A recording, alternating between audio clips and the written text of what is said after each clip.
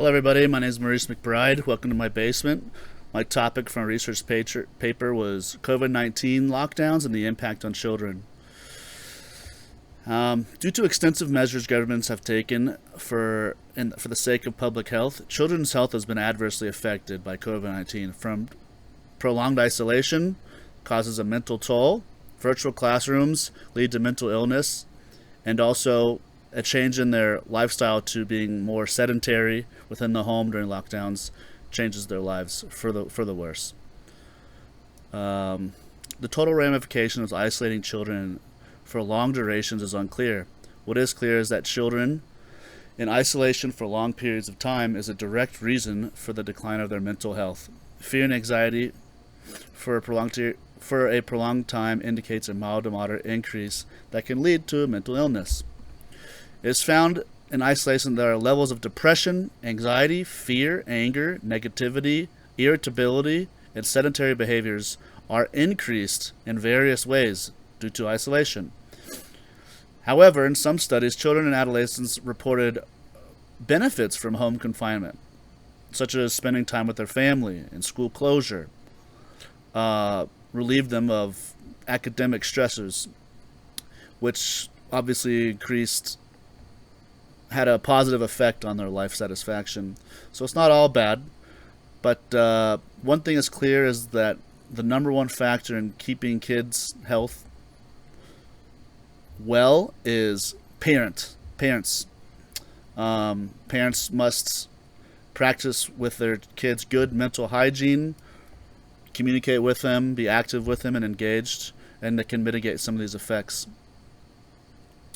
So while isolation is a marker for severe mental illness issues for children, there are many ways to mitigate these effects with a concerned and careful eye. Along with isolation, remote education during these formative years is detrimental to children's academic and cognitive abilities. A recently published study showed that extensive learning loss due to COVID-19 in remote education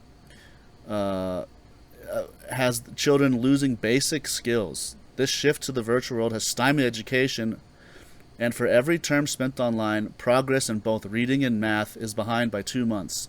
And that effect is just going to keep stacking up the longer they're remotely learning.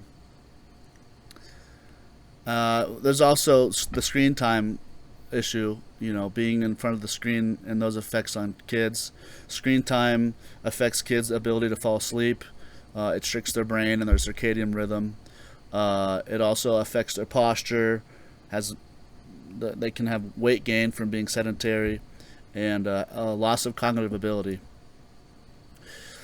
Along with that is an increase in sedentary lifestyle and a lack of physical activity has played a negative role in children's lives like we've never seen.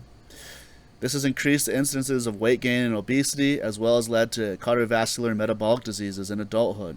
Italy, which had the harshest government lockdowns, and in a study, the population declared a 35% increase in eating poorly and a 30% increase in likelihood to eat junk food. So obviously this can lead to weight gain and obesity. Children are most affected by these lockdowns because they have little to no control over these problems. So finally, and to end this, extended lockdowns have adversely affected children's mental health. It has hindered education in the virtual classroom and altered their home lifestyles for the worse. I know that these consequences all had the best intentions to keep our population safe, but we must also look at the ramifications of these decisions enforced on the masses. So thank you very much. Maurice out.